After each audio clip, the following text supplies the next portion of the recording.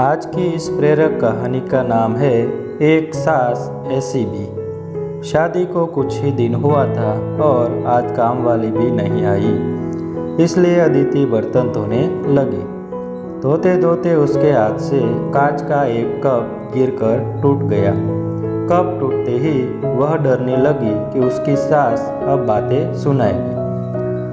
आवाज से सास दौड़ती हुई आई और बोली, बेटी क्या हुआ? अदिति बोली, माँ पता नहीं ध्यान रखते हुए भी कैसे मेरे हाथ से कप नीचे गिर गया। सास बोली, बेटी चिंता न कर, कप ही तो फूटा है, तुम्हें चोट तो नहीं आई, और भले ही इसके कितने टुकड़े ही न हो जाए पर मेरी बेटी के दिल के टुकड़े न हो। मेरी बहू से महंगा है क्या ये कप? और हाँ, तुझे अभी यह सब करने की क्या ज़रूरत है?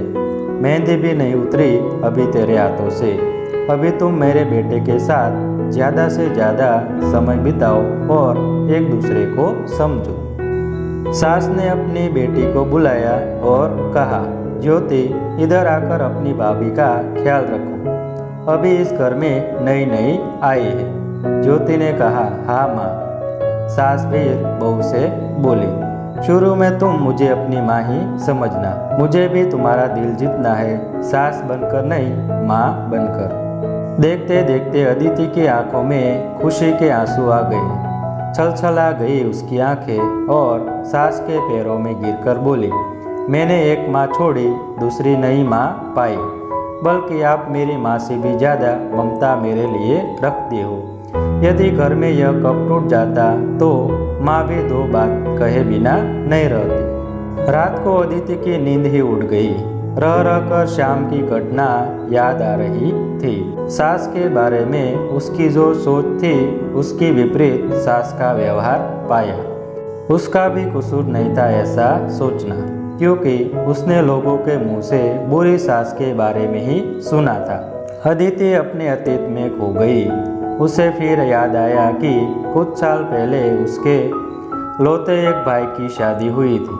मेहंदी का रंग उतरने से पहले ही माँ ने भाभी पर काम की पूरी जिम्मेदारी डाल दी और अपने ही नियम कानून के हिसाब से भाभी को चलने के लिए मजबूर कर दिया। माँ ने भाभी को घर में एडजस्ट होने में जरा भी वक्त नहीं दिया।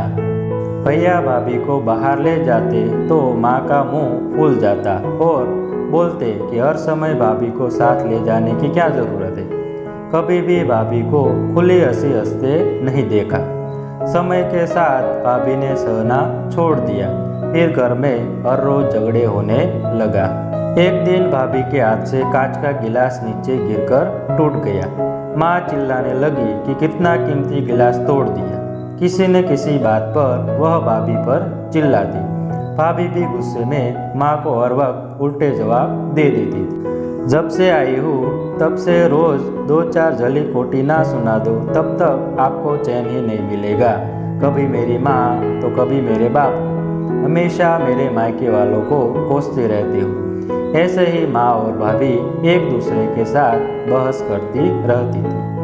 अदिति घर के अलावा और भी कई जगह पर सास बहू के झगड़े सुनते सुनते डर गई थी, इसलिए शादी से कतराने लगी।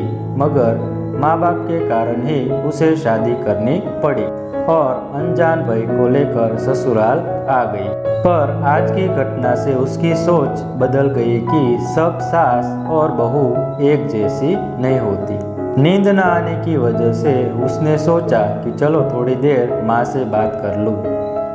माँ ने इतनी रात को उसे फ़ोन करते देख कहा, बेटी सब कुछ ठीक है ना? कहीं तुम्हारे पति से या सास से झगड़ा तो नहीं हो गया?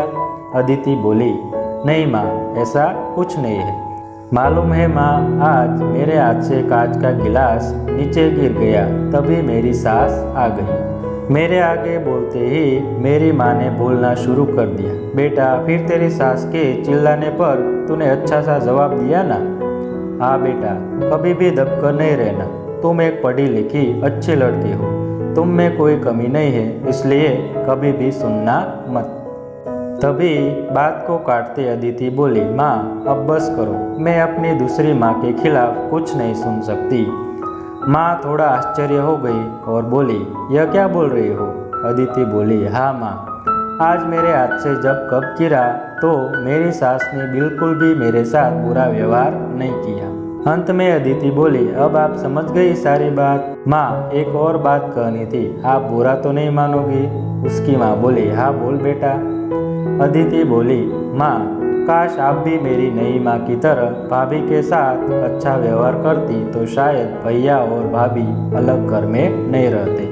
अपनी बेटी की यह बात सुनकर उसे एहसास हुआ कि उसने अपनी बहू के साथ गलत व्यवहार किया था। उसकी बेटी ने उसकी आंखें खोल दी। अदिति उससे पहले कुछ बोलती तभी उसकी माँ बोली, अदिति, अब जब तू यहाँ आएगी तो पूरे परिवार को एक साथ पाएगी। अब फोन रख, मुझे बेटे और बहू की स्वागत की तैयारी करनी है।